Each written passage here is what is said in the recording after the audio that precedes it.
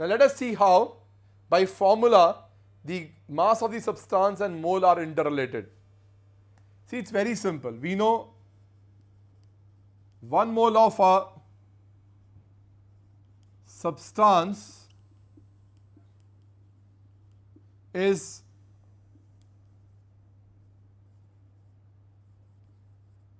always equal to its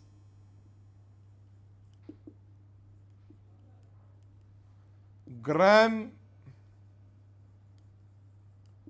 molecular mass or molar mass.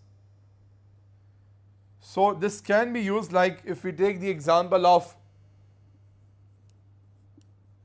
a methane molecule,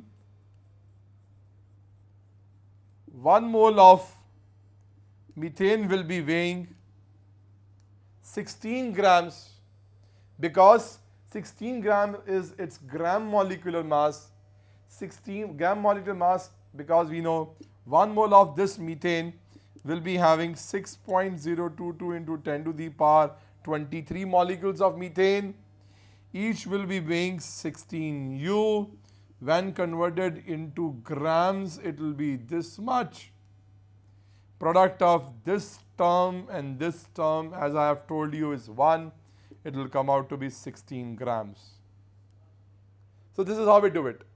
Now let us convert the same thing into a formula. Now, that is how we say moles of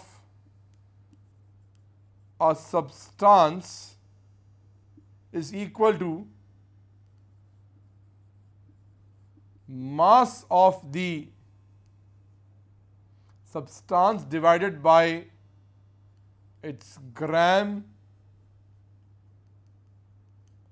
molecular mass, or we call it molar mass.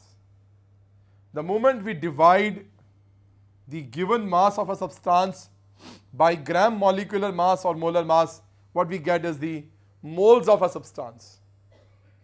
Or mass of substance will always be equal to moles given into molar mass. This is how we can find out how much is the mass of the substance given to us. So these formulas can be used in numericals to find out how the mole and the mass are interrelated.